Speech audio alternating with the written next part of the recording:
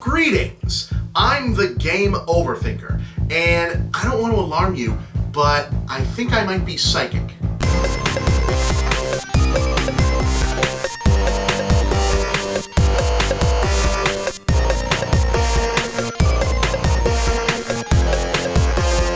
Okay, so here's a clip from the 18th episode of the previous incarnation of this show. This one is both a suggestion and a wish.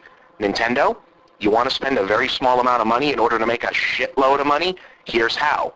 Re-release Super Mario All-Stars. Wait, not on Virtual Console. No, as a proper Wii game. Why? Because you're going to include a level editor. That's right. Make your own Mario levels with actual sprites and gameplay engines from the original games. Share them online with friends. Instant platinum seller. We haven't changed at all, right? Heck, it was only a couple of months ago the show still looked like this.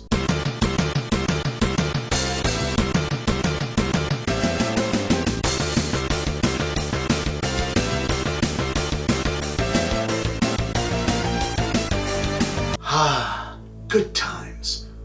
Anyway, what you saw there was not only me predicting the Wii re-release of Super Mario All-Stars, but also the existence of Nintendo's new Super Mario Maker, both of them several years before release. Spooky, right? Now, it's not going to shock anybody that I think Super Mario Maker looks great, apart from the all-consuming sadness that, as a grown-ass man with adult responsibilities, I will not be able to spend 15 to 20 hours a day playing it and living out my childhood Nintendo game designer dreams at last. But even beyond great, I think that this game, or rather this game creation tool, could very well be a key part of saving the future of the games industry. Providing, of course, that it can be saved. Now, there's no use poring over the various evidence that gaming is not in the best shape it's ever been in right now, mostly on the creative side, but things are looking a little shaky on the corporate end too. But what tends to worry me is that whether the medium survives or not, will there still be enough games worth playing? You see, in an era where, despite plenty of real, not-to-be-disregarded bright spots exist, neocon military propaganda and free-to-pay cash vacuums are the face of popular gaming, let's just say I'm very happy that if Mario Maker sells especially well, and I'd say it has the potential to become the first genuine modern blockbuster in terms of units sold in the consumer-grade make-your-own-games genre, there's a high possibility that the result of this is an entire generation of future game designers having first experimented with game creation using a toolbox culled from some of the greatest, if not the greatest stuff the golden age of gaming had to offer. The future of gaming in the hands of another generation of developers who grew up worshipping Miyamoto's baby? I'll take it. Now, speaking of the future and my predictions, here's another one. In May 2011's episode 51, Putting the Cart Before the Cloud, in addition to the first glimpse of the supervillain PyroThinker, don't ask, I reflected on the then-recent death of Jerry Lawson, the man who invented the video game cartridge, and in doing so solved early-gen game consoles' first big tech hurdle of how to make games both process in real time and be interchangeable. At the time, I concluded like this. So yeah, that's my first big crazy idea for the industry in 2011. Bring back the cartridge. Let's see if Jerry Lawson's invention can revolutionize this industry all over again.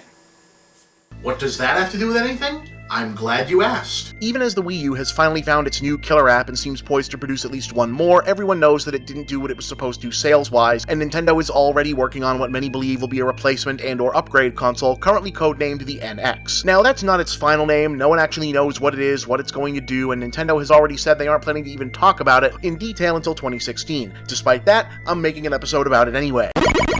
Here's the thing, one of those lovely US Patent Office infodumps hit NeoGAF recently showing off a Nintendo filing for what looks like a piece of gaming hardware that many assume could be the NX, or whatever they decide to call it. The standout information appeared to be a controller incorporating some kind of screen, which, if so, would answer the question about Wii U backward compatibility somewhat, and one really conspicuous absence. There's no space for an optical disk drive, meaning that whether this is the NX or not, it looks an awful lot like a gaming console that doesn't load games from disks. Now, we heard rumblings of this kind of thing before, and when it came from Sony or Microsoft, the idea of no optical disk drive raised the specter of a download-only device that would have effectively made you only a partial owner of your own games. But while not even I think Nintendo is somehow too wonderful to pull something like that, I doubt that's what's going on here. A company still as Japanese-centric and skittish about online commerce as Nintendo is not going to be the first ones to throw open that door as far as I can imagine. So what could they be up to? Well, just throwing it out there, maybe I was right again. Here's the thing, optical discs, first CDs, then Blu-rays became an industry standard because they were the best way to read and write large amounts of data at the time, and necessary to let consoles become multimedia players. But neither of those things is true anymore. Anything optical discs used to be able to do best can be accomplished much more efficiently using flash memory now, and wouldn't you know it, Nintendo's machine that might be the NX has a spot for reading from flash. Let me throw out a hypothetical here. The reason consoles keep getting more and more expensive is partly because games need more and more processing power and storage space, and devices are built in preparation for that. But what if you don't play every game, or use every game feature? You're paying for unused space. If games were being stored on a cartridge-like device via flash, extra space, save for DLC, saves, mods, content, etc., could be stored on board with each individual game to its own unique specifications, also using flash. This way, console costs can be kept down by the core device only requiring enough space for its own onboard apps, while the games do the bulk of their own work, maybe even up to including each game having its own unique optimized user interface instead of having to conform to the console defaults. Hell, maybe this could finally be the thing that gets some extra honesty and sensibility into game pricing, i.e. games that require a ton of extra storage don't need to cost the same as a smaller title that doesn't need nearly that much. Now this would put much more responsibility back onto the development side of the equation, but it would also afford them more power over their final product. Aren't those both things we've been asking for? Now you can see how a cartridge-like delivery system for games would appeal to Nintendo sensibilities. It's proprietary, it puts a measure of onus back on the development side, and they're all about selling nostalgia, so you could easily see them building these things to be reminiscent of NES or Famicom cartridges. I mean, you're really just shoving flashcards into any kind of protective housing, so it might as well be memorable, even collectible, and oh my god, you don't think they wouldn't possibly build games into... Nah. Wait. But if it worked for them, I could see it being adopted by the broader industry. At least a version of it, which to my mind would be a better system than what we have now, and a more acceptable transition phase until the inevitable point when we really are talking about universal, always online multimedia services. So can the NX, or whatever they decide to call it, save the world?